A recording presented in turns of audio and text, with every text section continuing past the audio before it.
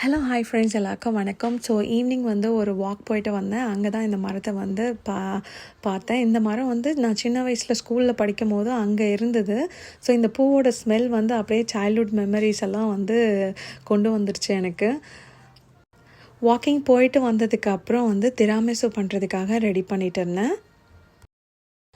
So என்னோடய கோவொர்க்கர் வந்து அவங்க பையனுக்கு கிராஜுவேஷன் பார்ட்டி செலிப்ரேட் பண்ணுறாங்க. ஸோ அதுக்காக தான் வந்து இந்த திராமிசு செஞ்சுருக்கேன்.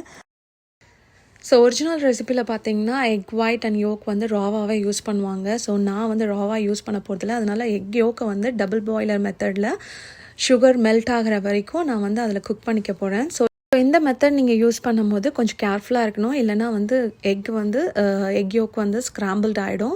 ஸோ கேர்ஃபுல்லாக ஒரு 2 to 3 minutes வந்து அந்த டபுள் பாய்லரில் வச்சு நல்லா பீட் பண்ணிக்கிட்டே இருக்கணும். ஸோ பீட் பண்ணி எடுத்தோடனே ஃப்ரிட்ஜில் வந்து கொஞ்சம் நேரம் வந்து அதை கூல் பண்ண விடுங்க.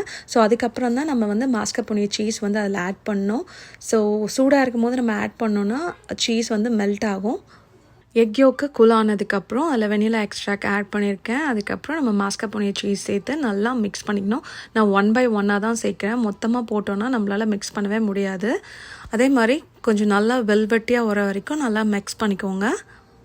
ஸோ மாஸ்கப்போனே சீஸ் வந்து நல்லா மிக்ஸ் பண்ணதுக்கப்புறம் வந்து கிளிங் wrap பண்ணி அதை வந்து ஃப்ரிட்ஜில் வச்சுருங்க. இப்போ வந்து நம்ம விப் க்ரீமை வந்து விப் பண்ணிக்கலாம்.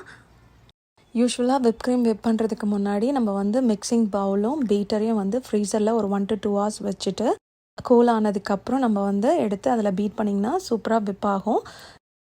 ஸோ இப்போ வந்து நம்ம விப்பிங் க்ரீமையும் சீஸ் ஆல்ரெடி மிக்ஸ் பண்ணி வச்சுருந்தோம் இல்லையா, ஸோ எல்லாத்தையுமே வந்து ஒன்றா மிக்ஸ் பண்ணிவிட்டு ஸோ நம்மளோட திராமிசு ஃபில்லிங் வந்து ரெடி ஆகிடுச்சு. ஸோ திராமிசு பிஸ்கெட் வந்து நார்மலாக உங்களுக்கு ஸ்டோர்லேயே கிடைக்கும். ஸோ இப்போ வந்து நம்மளோட காஃபி வந்து ப்ரூ பண்ணி வச்சுருந்தோம் இல்லையா, ஸோ அதை வச்சு அதில் வந்து ஒவ்வொரு பிஸ்கெட்டாக வந்து காஃபியில் டிப் பண்ணி நம்ம வந்து ட்ரேயில் வந்து லேயர் பண்ணிக்கணும். ஸோ இப்போ வந்து சீஸ் ஃபில்லிங்கை வந்து நல்லா ஸ்ப்ரெட் பண்ணிவிட்டு செகண்ட் லேயர் வந்து அதே மாதிரி நம்ம காஃபியில் டிப் பண்ணி பிஸ்கெட்டை வந்து லேயர் பண்ணிவிட்டு அதுக்கு மேலே வந்து சீஸ் ஃபில்லிங்கை வந்து ஸ்ப்ரெட் பண்ணோம்.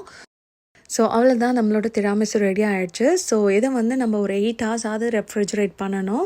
ஸோ பிஃபோர் சர்விங் வந்து நீங்கள் கொக்கோ பவுடர் வந்து டஸ்ட் பண்ணிக்கலாம்.